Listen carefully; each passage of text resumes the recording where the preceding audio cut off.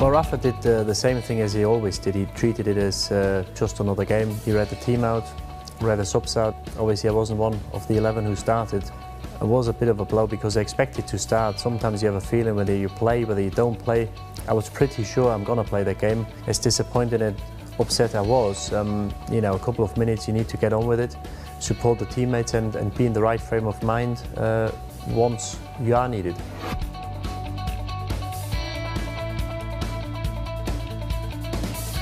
Once you're there, you want to win it.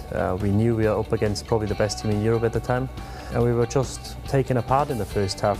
AC Milan was a joy to watch. First one goes in, the second, the third one, and you think, well, that was it. You didn't get a chance to play, but it got to a stage that they were so superior at times that you think, you know, thank God I'm not playing, because I don't think there's anything anybody could have done in the first half the way they played. We had to play for pride in the second half more than anything, and to give the fans something back, and that's what we did.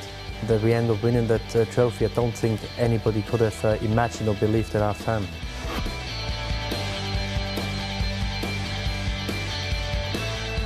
Yeah, people say that, and know that the game changed. You know, one player can only do so much.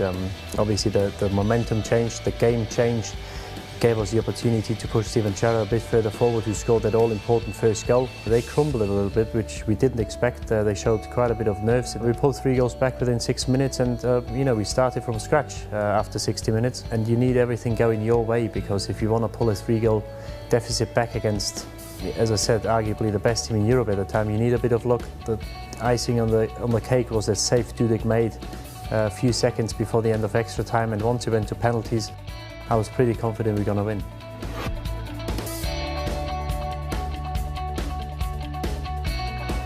Talk about being in the zone, and I didn't realise anything what was going on around me. Whether I probably wouldn't even have noticed if all the punters would have gone home and there was nobody in the stadium, because you're so focused in the moment.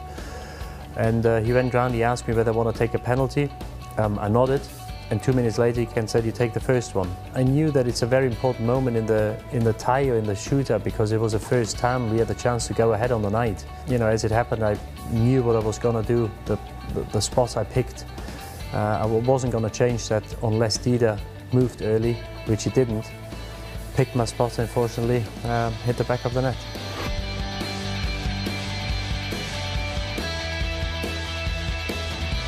Yeah, it's hard to put in words, because, as I said, you know, the club's been dying to win that trophy for the 5th time for over 20 years. We were down and out at half-time, and then to win it after being 3-0 down made it even more special. And to see the fans, there's reports that some left at half-time, they tried to get back in, some did get back in, some didn't.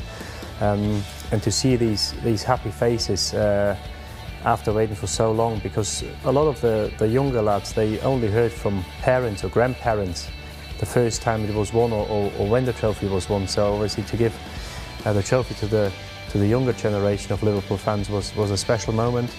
And then also the most memorable thing was probably when we came back the next day. There were 1 million people in the streets of Liverpool, in Everton shirts, in Liverpool shirts. They were just welcoming us home.